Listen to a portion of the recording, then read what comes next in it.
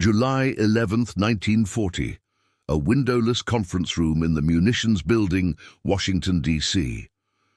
The temperature outside reached 95 degrees Fahrenheit, but inside, U.S. Army Quartermaster Corps officers were sweating for a different reason. They were about to issue specifications for a vehicle that seemed impossible to build. Major Robert Howie, chief of the technical branch, read the requirements aloud to his staff.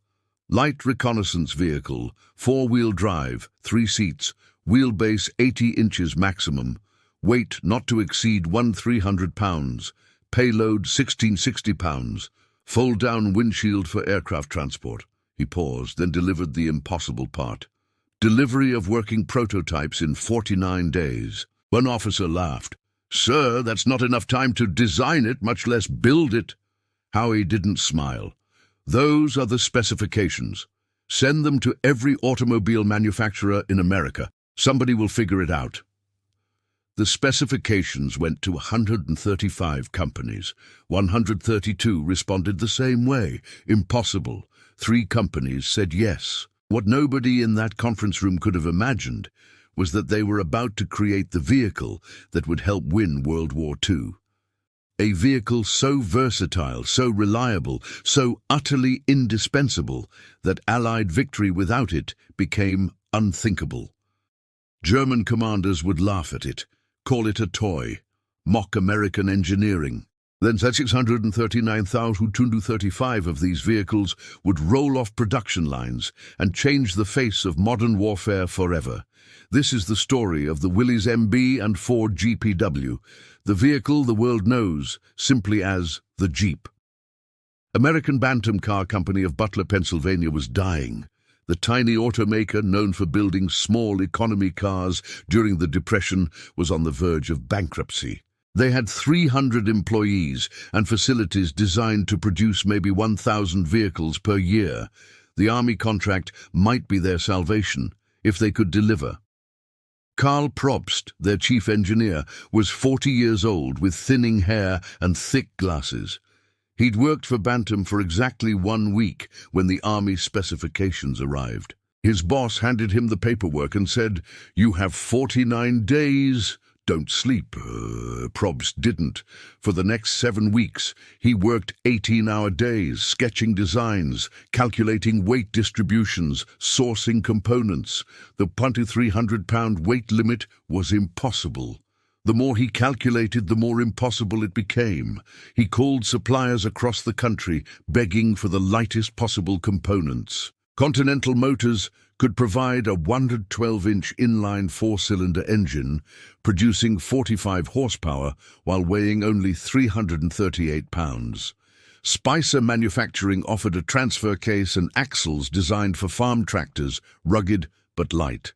Probst's final design drawing, completed on July 17th, showed an open-topped vehicle with a flat hood, vertical windshield, and body made from the thinnest steel possible. It looked crude, utilitarian, like something assembled in a farm workshop. On September 21, 1940, 2 days past deadline, the Bantam prototype rolled out of the factory in Butler. It weighed 1,250 pounds, 550 pounds over specification. The Army didn't care. They wanted to test it. Captain Robert Howie, the same officer who'd issued the specifications, drove the Bantam prototype at Camp Holabird, Maryland on September 23rd.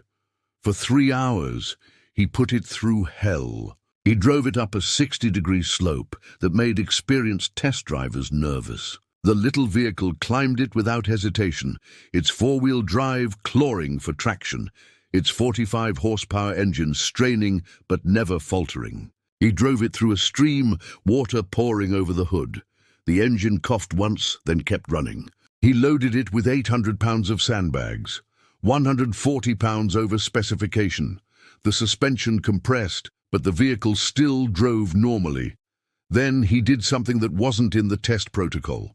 He drove it off a loading dock, letting it drop 4 feet onto packed dirt. The impact was brutal. The test observers winced. The Bantam bounced, bottomed out with a metallic crunch, then kept running. No damage, no breakage. How he climbed out, walked around the vehicle and said 5 words that would change military history. "This is what we need." But the army had a problem.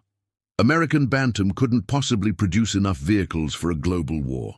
They were too small, too undercapitalized, too limited in manufacturing capacity. So the army did something controversial, something that would spark legal battles for decades. They took Bantam's blueprints and gave them to 2 larger manufacturers, Willys Overland of Toledo, Ohio, and Ford Motor Company of Dearborn, Michigan. Willys Overland's chief engineer was Delmar Barney Roos, a no-nonsense Midwesterner who believed in one principle: more power solves most problems. He looked at Bantam's 45-horsepower engine and shook his head. "Not enough," he told his design team. "We need at least 60 horsepower, or this thing won't perform in combat conditions."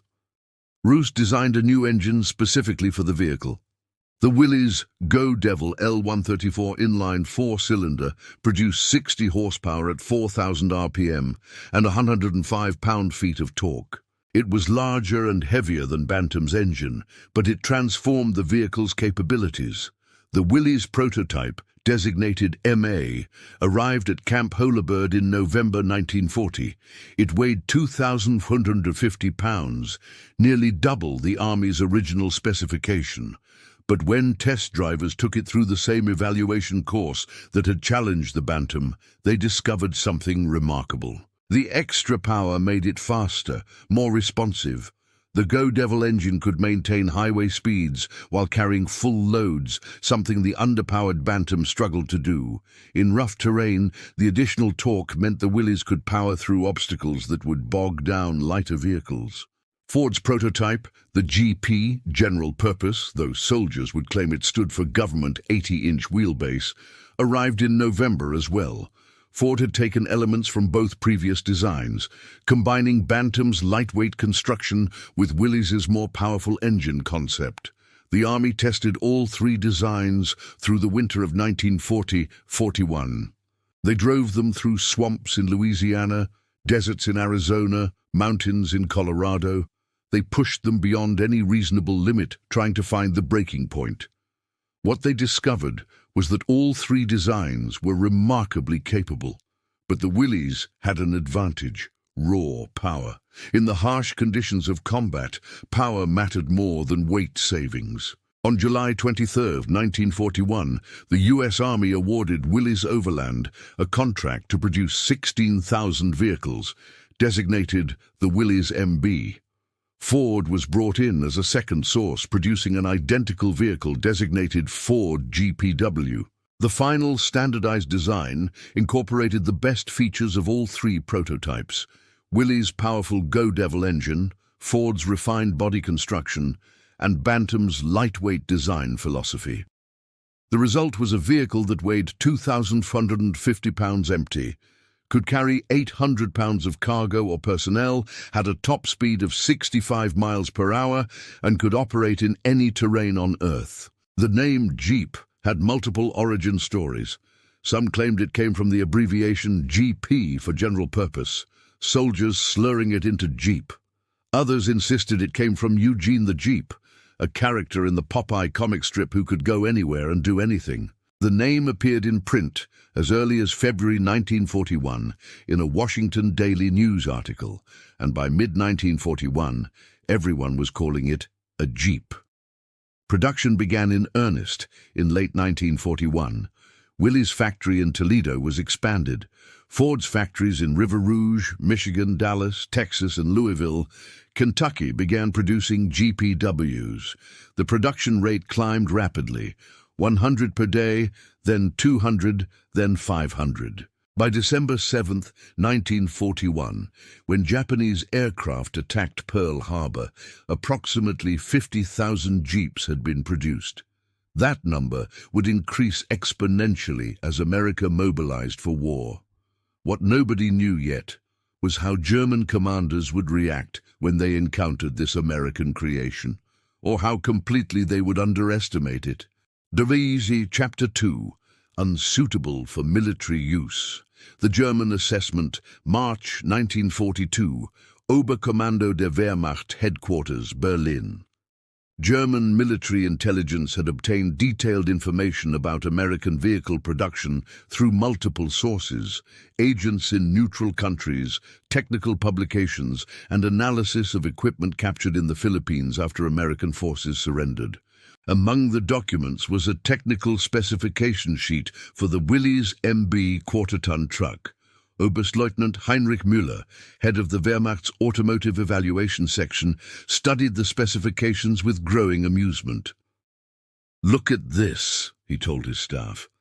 "The Americans have designed a vehicle that weighs 2,450 pounds empty, but is supposed to carry 800 pounds of cargo. That's a 33% payload to weight ratio. Our Kübelwagen achieves 40%. He continued reading. "Four-wheel drive. Interesting but unnecessary for a reconnaissance vehicle. Four-wheel drive adds weight and complexity. The engine produces only 60 horsepower. Our Kübelwagen uses a more efficient air-cooled design." Another officer spoke up. "Sir, the Americans are producing these in large numbers. Intelligence estimates 500 per day across multiple factories." Müller shrugged. "Quantity over quality. Typical American approach. They don't understand that a reconnaissance vehicle must be lightweight and fuel-efficient for long-range patrol work. This Jeep, as they call it, will be adequate for rear-area use, but unsuitable for frontline combat operations." The assessment was filed in March 1942 under the classification Enemy Light Vehicle, inferior to German equivalents, no significant tactical threat. This assessment would be updated 4 times over the next 3 years. Each update would show increased concern. By 1945, the final assessment would read simply, "Most effective Allied utility vehicle. Cannot be replicated with available German industrial capacity." But in March 1942, German confidence was absolute. They were about to discover how wrong they were. Chapter 3. North Africa, the Desert Fox discovers American mobility. November 8, 1942. Oran, Algeria. Operation Torch, the Allied invasion of French North Africa. The first jeeps came ashore in the second wave, waterproofed against surf and spray. U.S. Army engineers had developed waterproofing techniques that allowed jeeps to operate in several feet of water, essential for amphibious landings where vehicles had to drive through surf to reach the beach. Among the units landing at Oran was the 1st Armored Division. Each infantry company had 6 jeeps assigned for command, communication, and supply duties. The division as a whole had over 600 jeeps, more than any other vehicle type except standard cargo trucks. The terrain of North Africa was unlike anything American forces had trained for. The coastal regions were relatively developed, with paved roads and established infrastructure. But 50 miles inland, civilization disappeared into endless expanses of sand, rock, and scrub brush. The Jeep proved immediately superior to every other vehicle in these conditions. British forces, who had been fighting in North Africa since 1940, watched the American Jeeps with initial skepticism. British reconnaissance units used a variety of vehicles: Morris light reconnaissance cars, Humber scout cars, and American-made trucks acquired through Lend-Lease. But nothing quite like the Jeep. Lieutenant James Clark of the Royal Artillery, attached to American forces as a liaison officer, recorded his first impression in his diary on November 12, 1942. "The Americans have brought these extraordinary little vehicles they call Jeeps. They look rather like children's toys. Small, open-topped, very basic construction. The chaps are driving them everywhere, treating them quite roughly.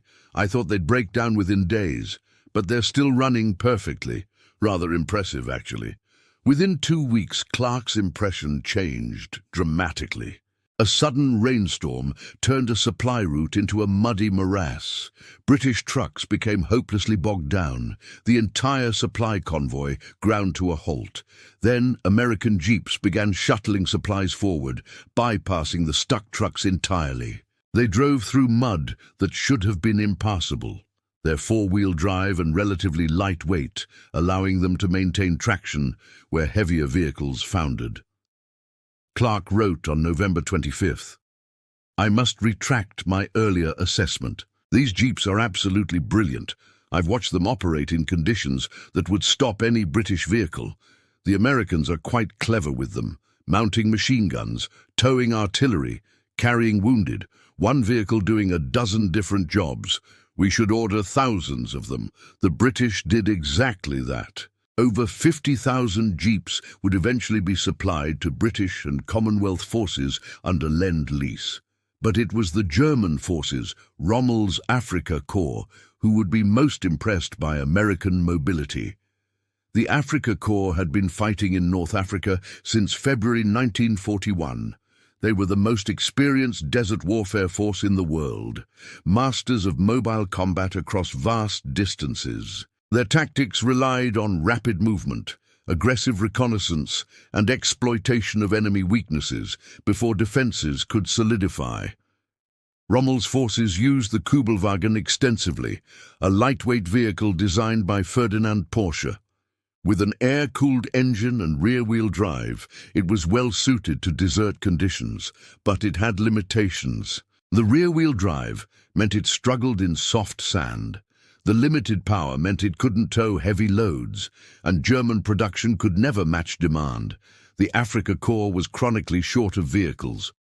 When American forces began operating in Tunisia in late 1942, German reconnaissance units started encountering Jeeps regularly. The early encounters seemed to confirm German prejudices. A captured German intelligence report from December 1942, recovered from Tunis in 1943, stated, "American light vehicle, designated Jeep, encountered in increasing numbers. Vehicle appears to be general-purpose type with four-wheel drive. Performance adequate but not exceptional. Vehicle is too heavy for optimal reconnaissance work and lacks range for deep penetration missions." American forces used them extensively for rear area duties. But German soldiers in the field were reporting something different. Gefreiter Hans Schmidt of the 21st Panzer Division was captured at Kasserine Pass in February 1943. During interrogation, he mentioned American vehicles specifically. "We were surprised by their mobility. Our intelligence told us American forces were poorly trained and equipped with inferior vehicles. But these Jeeps appeared everywhere. They carried supplies forward faster than we expected. When we cut roads, they drove through the desert around our positions. Our Kübelwagons couldn't follow them through soft sand, rear-wheel drive, you see. But the American vehicles had four-wheel drive. They just went anywhere." The Battle of Kasserine Pass in February 1943 was Germany's last significant victory in North Africa. Rommel's forces smashed through American defensive positions, inflicting over 6,000 casualties and capturing vast quantities of equipment.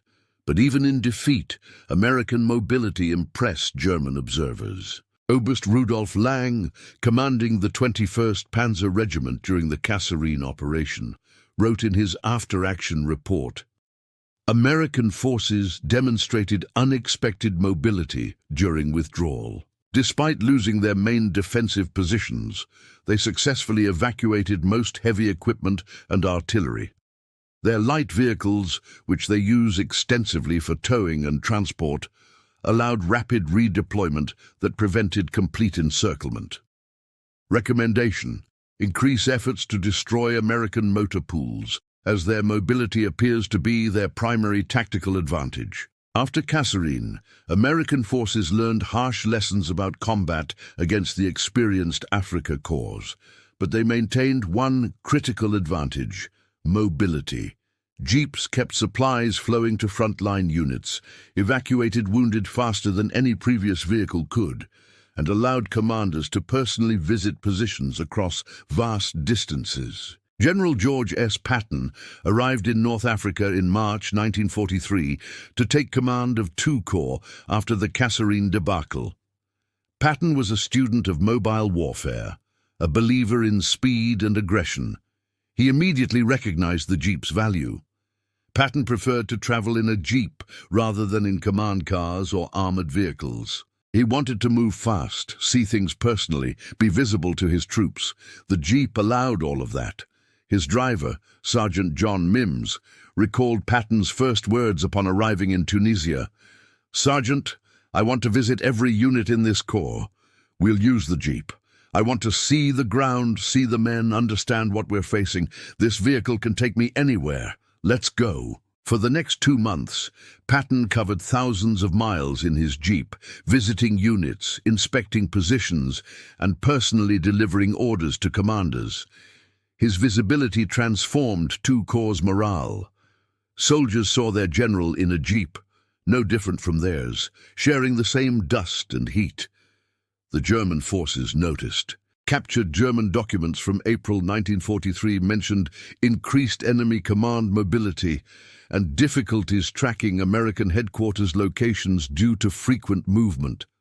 By May 1943, when Axis forces in Tunisia surrendered, the Jeep had proven itself in desert warfare.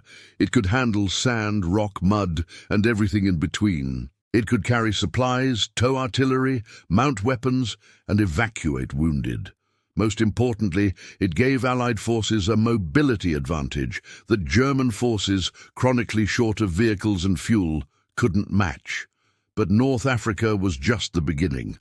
The real test would come in the mountains of Italy, the beaches of Normandy, and ultimately the streets of Germany itself. And with every battle, German respect for the little American vehicle would grow.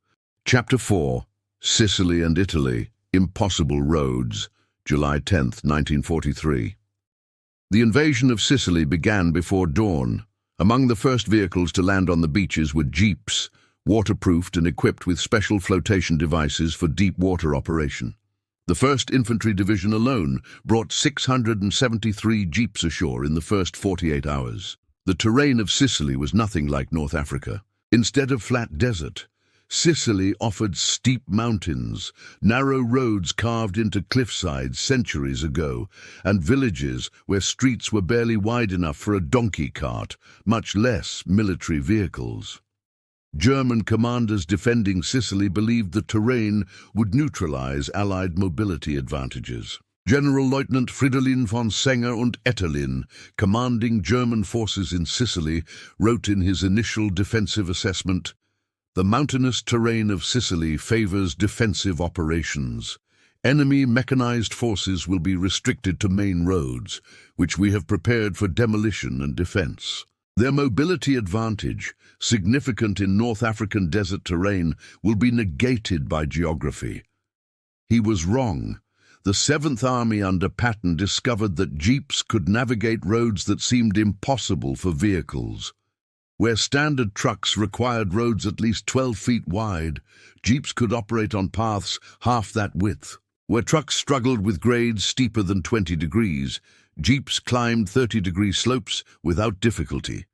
The transformation of Jeeps into mountain warfare vehicles happened organically, driven by necessity rather than doctrine.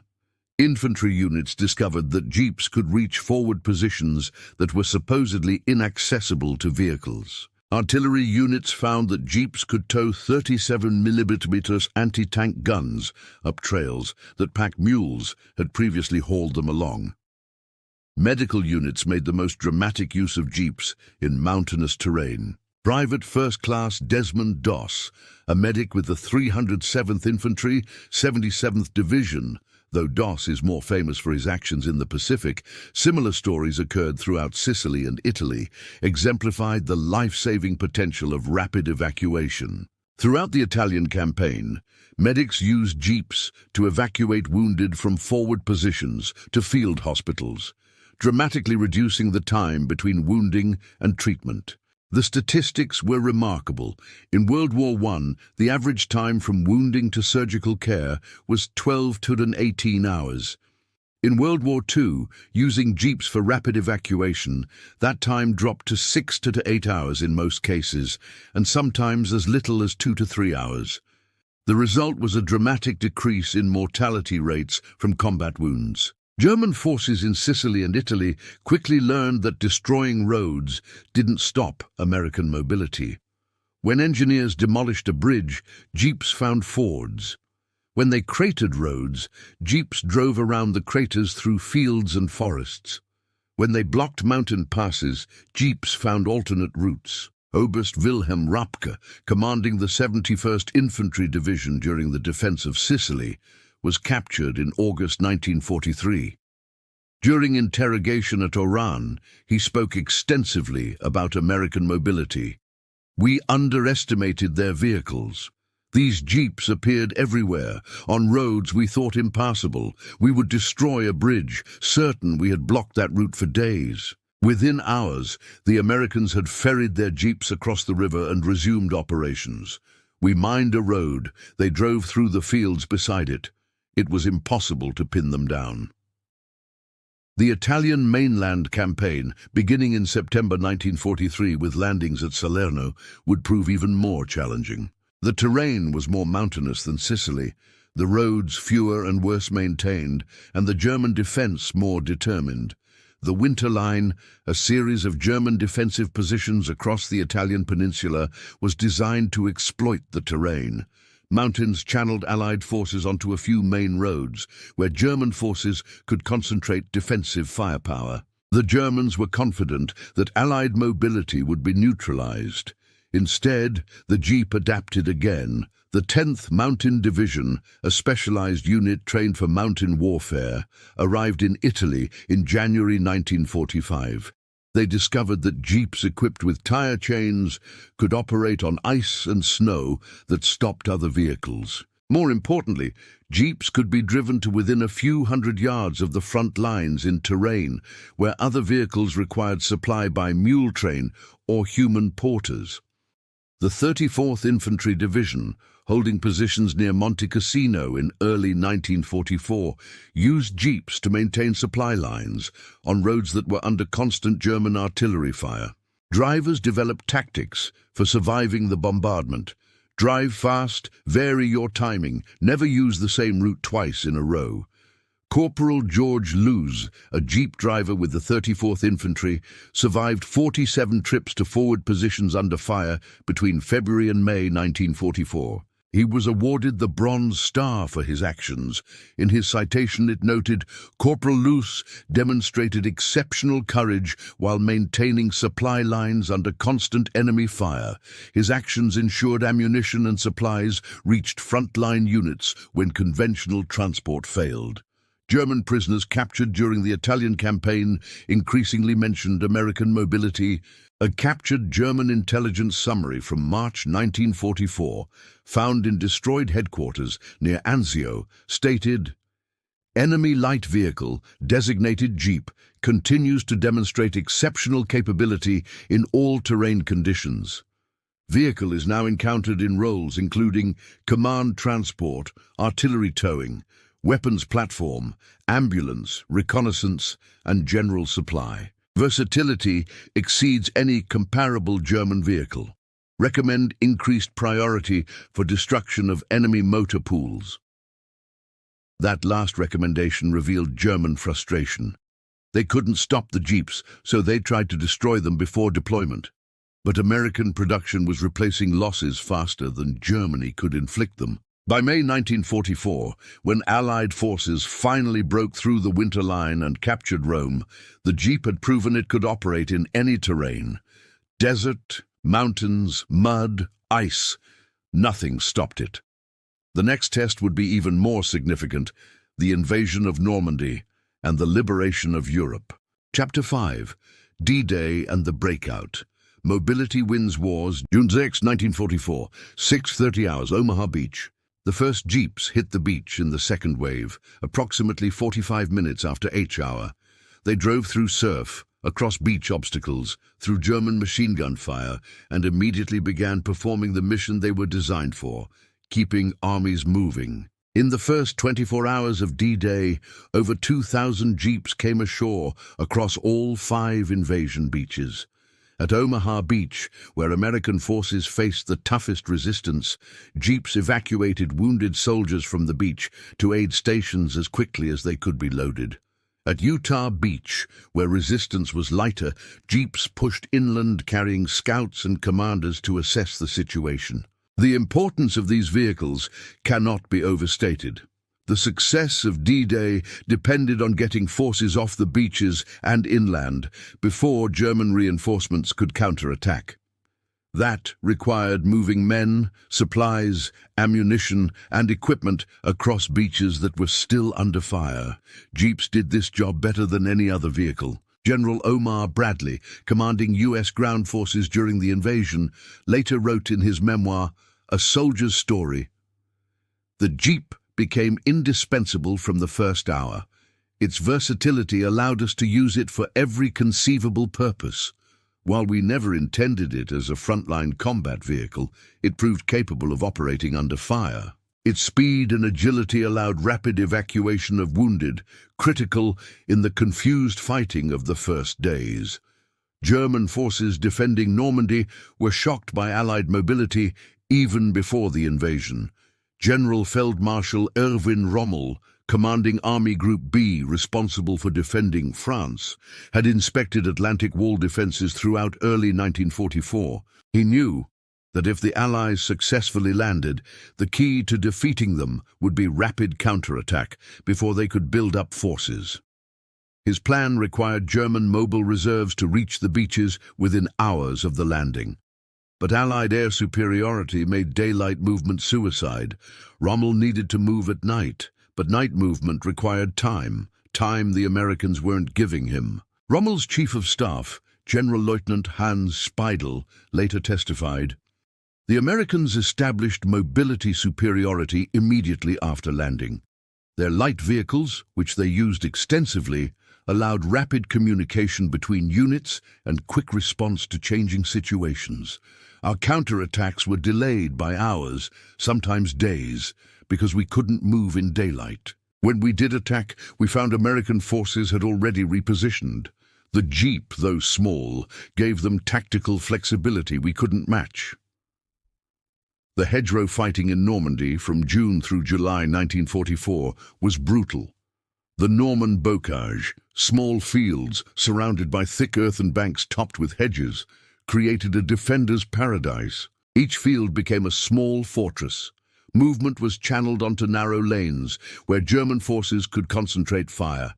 The Jeep's small size became an advantage. Where Sherman tanks struggled to navigate narrow lanes and often became trapped when hedgerows blocked their path, Jeeps could slip through gaps, use alternate routes, and maintain mobility even in the most restrictive terrain. More importantly, Jeeps kept the supply chain functioning. Each infantry division required 500 to 700 tons of supplies daily: ammunition, food, fuel, medical supplies, spare parts, and hundreds of other items. Moving this tonnage from beaches to frontline units required thousands of vehicles. Jeeps handled much of the light cargo, ammunition, and specialized supplies that couldn't wait for truck convoys. The breakout from Normandy in late July 1944, Operation Cobra, showcased everything the Jeep enabled. On July 25th, American aircraft carpet-bombed German positions south of St. Lo, opening a gap in German lines. American armor poured through, beginning a race across France. General George S. Patton's Third Army, activated on August 1st, became legendary for its speed. Between August 1st and September 1st, Patton's forces advanced over 400 miles, liberating vast swathes of France and destroying multiple German armies. This speed was only possible because of logistics. Patton's armor consumed 400,000 gallons of fuel daily. His artillery fired tens of thousands of shells per day. His troops needed food, ammunition, and supplies continuously. All of this had to be transported from Normandy beaches to rapidly moving frontline units hundreds of miles away. The system that accomplished this feat was called the Red Ball Express, a massive truck convoy operation that ran from August 25th to November 16th, 1944. At its peak, over 6,000 trucks operated in continuous cycles, carrying supplies from ports to forward depots. The Red Ball Express is remembered for its trucks, but Jeeps were equally critical. They served as traffic control vehicles at every intersection, directing the flow of trucks and preventing the jams that would have paralyzed the system. They carried military police who enforced road discipline and kept civilian traffic away from military routes. They transported maintenance crews who repaired broken-down trucks and kept the convoy moving. Without jeeps coordinating the operation, the Red Ball Express would have collapsed into chaos within days. German forces retreating across France couldn't comprehend American logistics. They had spent years building a military optimized for short, decisive campaigns where logistics didn't matter because wars would be won in weeks. The idea of sustaining a multi-army offensive across hundreds of miles for months was outside their doctrinal thinking. Generaloberst Johannes Blaskowitz, commanding Army Group G during the retreat across France, was captured in September 1944. During interrogation, he spoke about American operations. "Your logistics are extraordinary. We destroyed your supply routes, forced you to extend supply lines hundreds of kilometers, created every possible obstacle. Yet your forces never ran short. Ammunition, fuel, food, always available. The Jeep, your small utility vehicle, appeared to be everywhere. Carrying supplies, coordinating movement, maintaining communication. It was impossible to disrupt your logistics." By September 1944, Allied forces had liberated most of France and Belgium. They were approaching Germany's borders, and they had traveled those hundreds of miles, powered by logistics that the Jeep made possible. But the Germans had one more surprise, one final offensive that would test American logistics to the breaking point. The Battle of the Bulge would prove whether American mobility could survive Germany's last desperate gamble. Chapter 6. The Battle of the Bulge. They cannot sustain this. December 16th, 1944. 530 hours. The Ardennes Forest, Belgium. German artillery opened fire along an 80-mile front. Operation Wacht am Rhein, Watch on the Rhine, had begun. Germany's last great offensive in the West. The plan was audacious. Smash through weak American positions in the Ardennes, drive to Antwerp, split Allied armies, and force a negotiated peace. Hitler had assembled 200,000 men, 400 tanks and assault guns, and 4,000 artillery pieces. Everything Germany had left in the West. For the first 48 hours, it worked brilliantly. American units were overrun. Communication collapsed. German panzers drove deep into Allied territory. The offensive achieved complete tactical surprise. German commanders were confident. They had cut Allied supply lines. They had disrupted communications. They had created chaos in American rear areas. But they made a critical miscalculation. They assumed that cutting roads would stop American logistics. Staff Sergeant Curtis G. Cullen, a New Jersey National Guard officer who had previously invented the Rhino hedgerow cutting device for Sherman tanks, was now serving as a logistics coordinator with the First Army. When German forces cut the main supply route to Bastogne on December 20th, Cullen didn't wait for orders. "Get every jeep we can spare," he told his unit. "Load them with ammunition and medical supplies. We're going cross-country." For the next 5 days, jeeps operated in conditions that should have been impossible. Deep snow, ice, terrain that was barely passable even in summer. They drove without headlights at night to avoid German observation. They navigated by compass through forests. They crossed partially frozen streams. The surrounded 101st Airborne Division at Bastogne received supplies by these improvised jeep convoys, supplemented by aerial resupply. When German forces offered surrender terms on December 22nd, Brigadier General Anthony McAuliffe famously replied with one word: nuts. He could afford that defiance because he knew supplies were coming. Jeeps were ensuring his artillery had ammunition, his medics had supplies, and his troops had food. German intelligence was baffled. Oberst Friedrich August von der Heydte, commanding a paratrooper battle group dropped behind American lines to disrupt supply routes, reported on December 21st. American supply system demonstrates unexpected resilience. Despite cutting main roads, enemy continues to receive supplies. Small vehicles observed moving through forests and across country, unable to interdict effectively due to their dispersed routes and small size.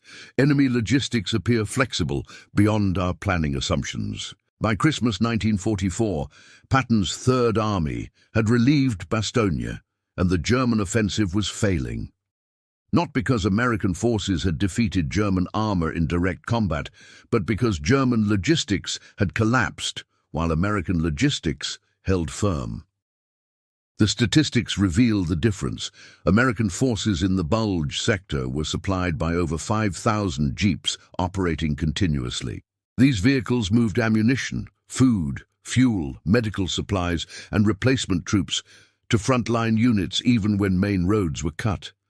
German forces, by contrast, were running out of fuel by December 23rd.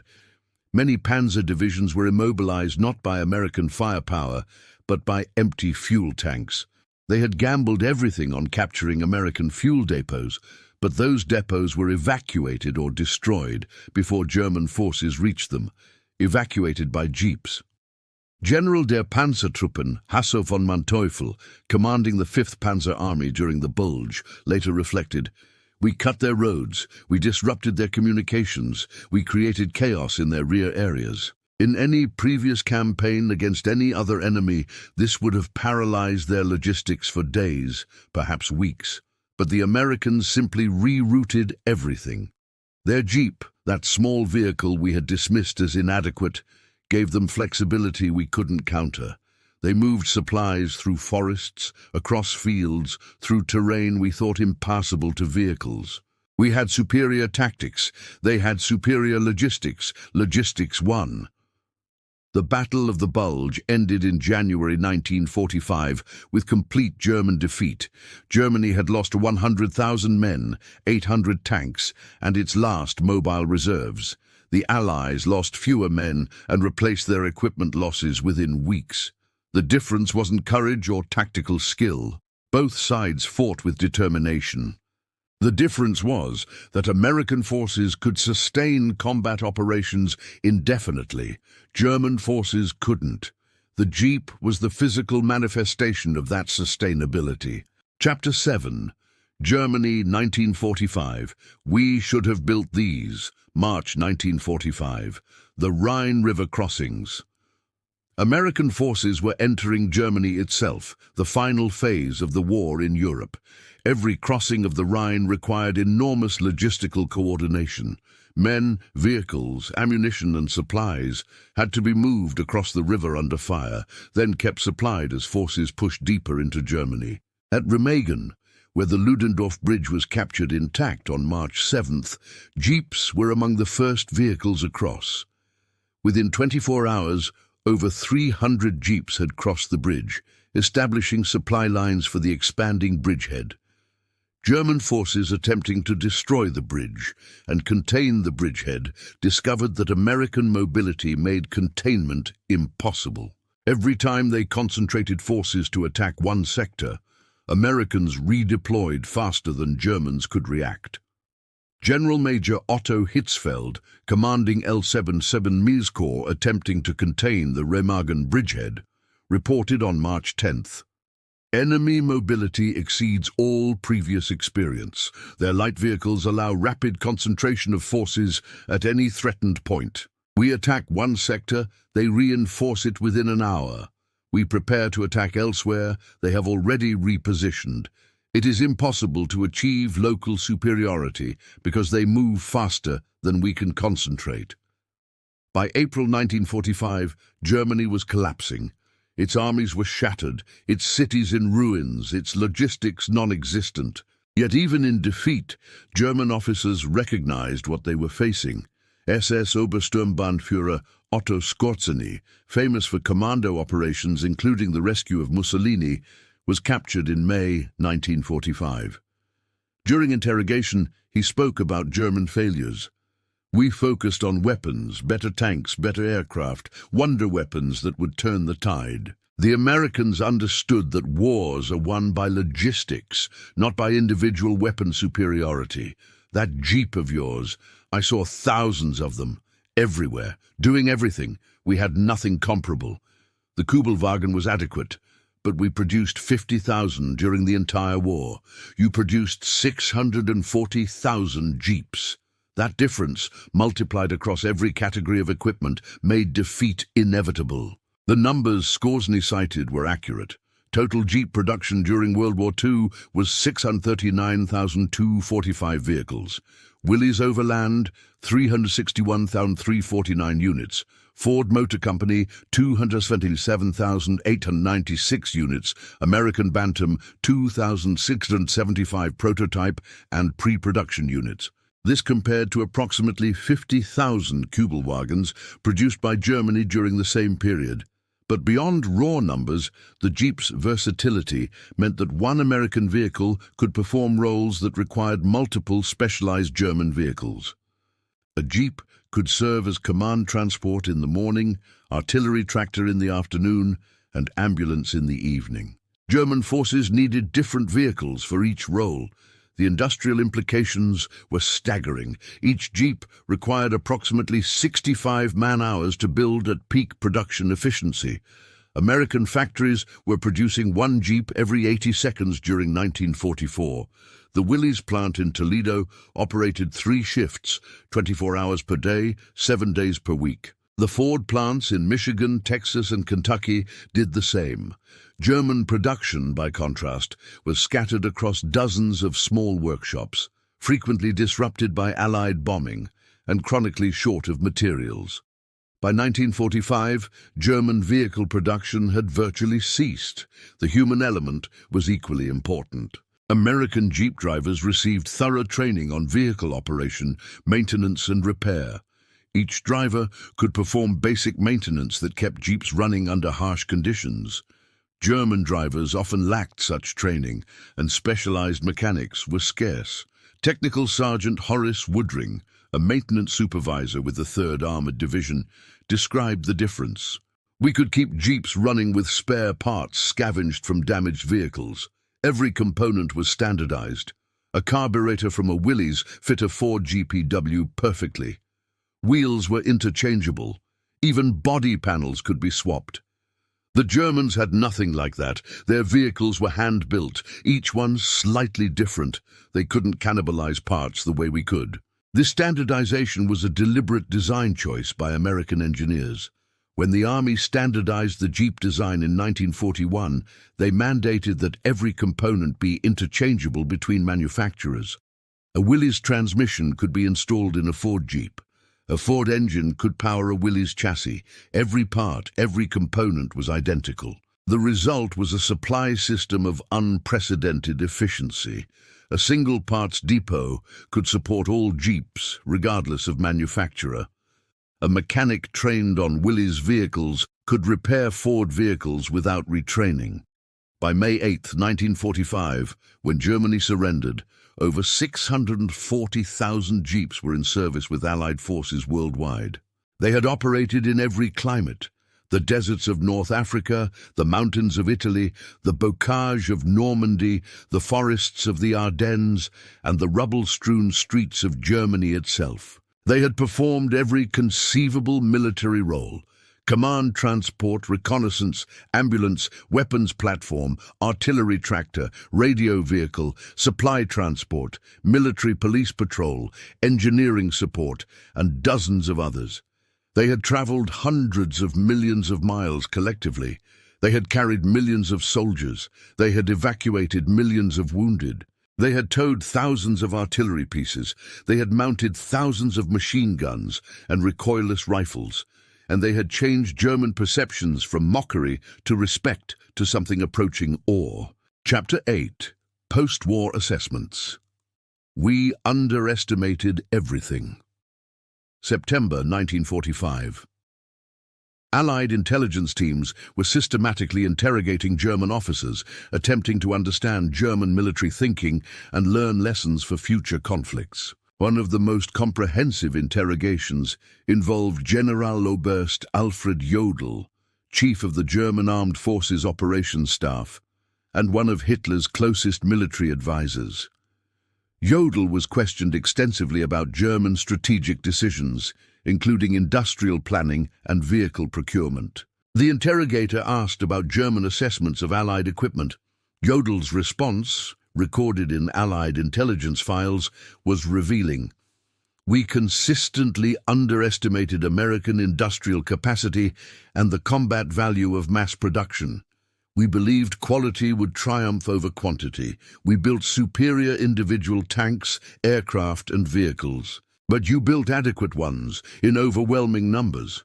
Your Jeep exemplified this approach. It wasn't the best possible design for any single role, but it was good enough for every role, and you built 640,000 of them.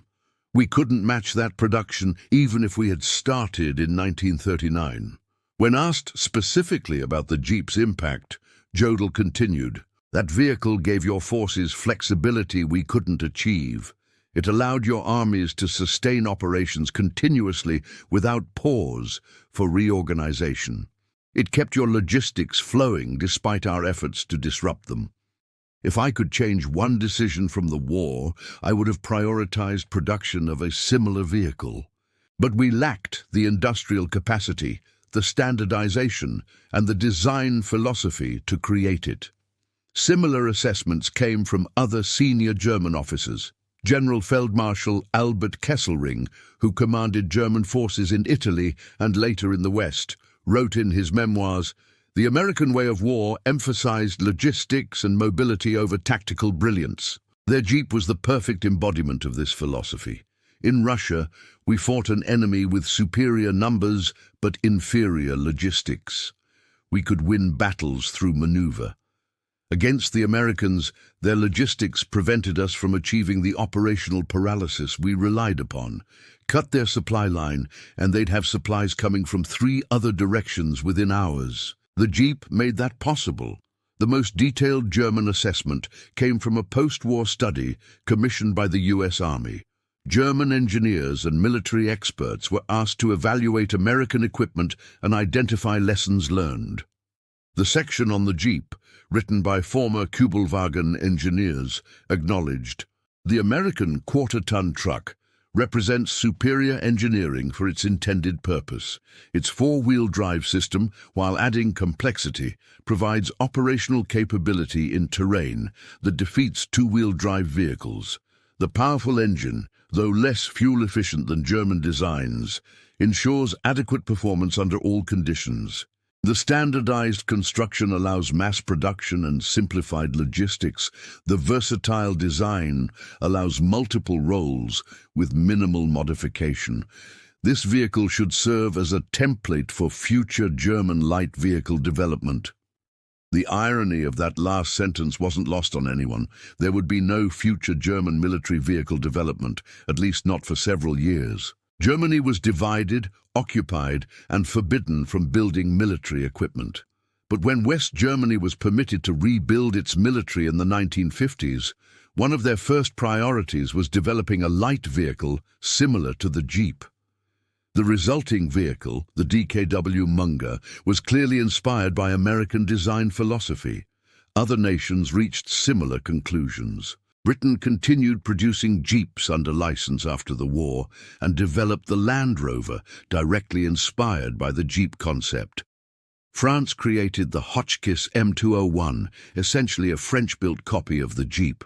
The Soviet Union, which had received over 50,000 Jeeps during the war, developed the Gaz-69, obviously influenced by the Jeep design. Even Japan, whose military had fought against Jeep-equipped forces throughout the Pacific, adopted similar design principles when developing post-war vehicles like the Toyota Land Cruiser. The Jeep's influence on post-war vehicle design worldwide proved that German assessments were accurate. The Americans had gotten it right. Versatility, reliability, and mass production trumped specialized designs. Chapter 9. By the Numbers. The Mathematics of Victory. The final accounting of Jeep production and deployment revealed the scale of American industrial might. Total production, 639,245 vehicles. Willys MB, 361,349. Ford, GPW 277,896, American Bantam 2,675, prototypes in early production, cost per vehicle $748.74, $1945. Total program cost approximately $478 million. Vehicles exported: Britain and Commonwealth 51,451, Soviet Union 51,053, France 16,534. Other Allied nations 8,423. These numbers represented more than vehicles. They represented capabilities. Each Jeep could carry 800 pounds of cargo or 4 personnel. Collectively, the fleet could transport 255,698 tons of cargo simultaneously. That's equivalent to 180 Liberty ships' cargo capacity, mobile and deployable anywhere. Each Jeep could tow a 1,000-pound load. Collectively, they could tow 319,622 tons. Every artillery piece under 2,000 pounds could be towed by a Jeep, and most field artillery fell under that weight.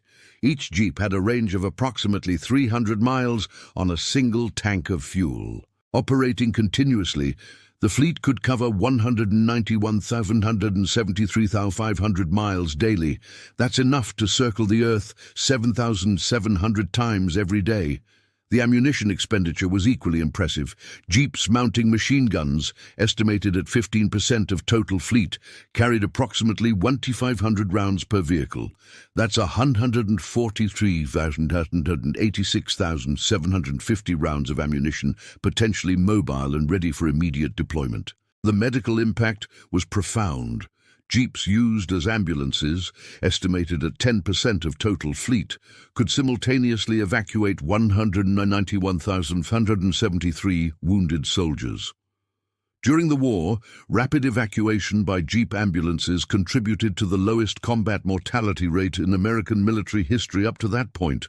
The maintenance statistics were equally revealing. Average service life of a Jeep in combat conditions was approximately 3,500 hours before major overhaul was required. At average combat usage rates, 8 hours per day, that translated to 437 days of continuous operation. Fuel consumption: each Jeep consumed approximately 15 miles per gallon. Operating continuously, the fleet consumed 12,184.66 gallons daily. Yet American production capacity provided adequate fuel supplies, while also supporting bombers, fighters, tanks, trucks, and ships. Spare parts production was staggering. Each Jeep contained approximately 550 individual components that might require replacement during its service life. American factories produced spare parts for 639,245 vehicles, representing 351,284,750 individual components. These numbers, more than any individual combat action, explain why Germany lost. They couldn't match American production in any category. Every statistic, every production figure, every capability metric showed overwhelming American superiority. The vehicle that won by being everywhere. When the war ended in August 1945, Jeeps were everywhere. In Paris, where they had carried French resistance fighters during liberation. In Berlin, where they carried occupation forces through ruined streets. In Manila, where they had helped recapture the Philippines. In Tokyo, where they would carry occupation authorities. They were in Britain, in bases across England where American forces had staged for D-Day. They were in North Africa, many abandoned in the desert, too numerous to recover. They were in Italy, where they'd climbed impossible mountains. They were across the Pacific, on dozens of islands where they'd supported amphibious operations. And they were in America, in war bond parades, in victory celebrations, symbols of American industrial might and military success. The German commanders who had laughed at them in 1942 were silent now. Many were dead. Others were prisoners. A few were writing memoirs, trying to explain how Germany had lost a war they'd seemed destined to win in 1941. And in those memoirs, almost without exception, they mentioned the Jeep. Not as the weapon that defeated them. No single weapon defeats a nation. but as the symbol of what defeated them, American industrial capacity applied to warfare with ruthless efficiency. In 1952, Dwight D. Eisenhower, who had commanded Allied forces in Europe and was now running for president, gave a speech about lessons from World War II. He listed what he called the tools that won the war: the Dakota transport plane, the landing craft, the atomic bomb, and the Jeep. The Jeep, Eisenhower said, more than any other vehicle, exemplified American industrial genius. It was simple, rugged, and produced in numbers that made it effectively unlimited. It gave our forces mobility that the enemy couldn't match. Mobility won campaigns. The Jeep provided that mobility. George S. Patton, in his memoir, War as I Knew It, published posthumously in 1947, wrote, "People ask me what weapon won the war in Europe. They expect me to say the Sherman tank or the P-47 fighter or artillery. But if I'm honest, I'd say the Jeep. Everything else depended on it. Tanks needed fuel, delivered by Jeeps. Artillery needed ammunition, carried by Jeeps. Infantry needed supplies, transported by Jeeps. The Jeep kept everything moving. Without it, we don't win. It's that simple." Whether Patton actually called it America's greatest contribution to modern warfare, as often claimed, is disputed by historians. But the sentiment was certainly his. The Soviet Union's assessment came from Marshal Georgy Zhukov, speaking at a 1963 gathering of World War II veterans. People always ask what was most important about American Lend-Lease aid. They expect me to say tanks or aircraft, but I tell them, American trucks and Jeeps. We could not have moved our armies without them. Soviet industry could build tanks and aircraft, but we never mastered logistics vehicles. American Jeeps gave us mobility we otherwise lacked. In 1985, 40 years after the war ended, a reunion of German and American veterans was held in Bavaria. Former enemies met in peace. Old men now, sharing memories of battles fought decades earlier. One German veteran, Heinrich Müller, the same Oberstleutnant who had assessed the Jeep as unsuitable for military use in 1942, was asked about his biggest surprise from the war. "The Jeep," he said without hesitation. "We laughed at it, called it a toy, thought American engineering was inferior to German precision. But that vehicle could do everything, go anywhere, keep running under conditions that would destroy our vehicles. And you built 640,000 of them. 640,000. We built 50,000 Kübelwagens and thought that was impressive. That difference, multiplied across every category, explains why we lost." The Jeep's legacy extends far beyond World War II. The vehicle became a civilian icon, with Willys producing civilian versions starting in 1945. The CJ series, civilian Jeep, would continue production for decades. The brand would change hands multiple times, but remains recognizable worldwide. Military versions continued evolving. The M38, M151, and eventually the HMMWV, Humvee, followed, each incorporating lessons from the original. But the basic concept, lightweight, versatile, go-anywhere vehicle, remained unchanged. Today, over 80 years after Karl Probst sat down to design the impossible vehicle in 49 days, the word Jeep is recognized globally. Many who use the word don't know its military origins. They don't know about Karl Probst's sleepless nights or Barney Roos's Go Devil engine. They don't know about the 639,245 vehicles that powered Allied victory. But military historians know, and the few surviving World War II veterans know. And if you could ask those German commanders who laughed in 1942, who dismissed the Jeep as inadequate, who underestimated American industrial might, if you could ask them now, they would tell you, we should have taken it seriously. We should have built something similar. We should have understood that in modern warfare, logistics matters more than tactics. We should have recognized that a vehicle that can do everything adequately beats vehicles that do one thing excellently. We should never have laughed. By the time we understood what that little American vehicle represented, it was too late. They were everywhere, tens of thousands of them. Hundreds of thousands of them, carrying supplies, evacuating wounded, towing artillery, mounting guns, keeping Allied armies mobile while our forces remained static. We laughed at the Jeep in 1942. We stopped laughing in 1943. By 1945, there was nothing left to laugh about. The thunder had spoken. The verdict was rendered, and 640,000 Jeeps had powered every Allied advance from North Africa to Berlin.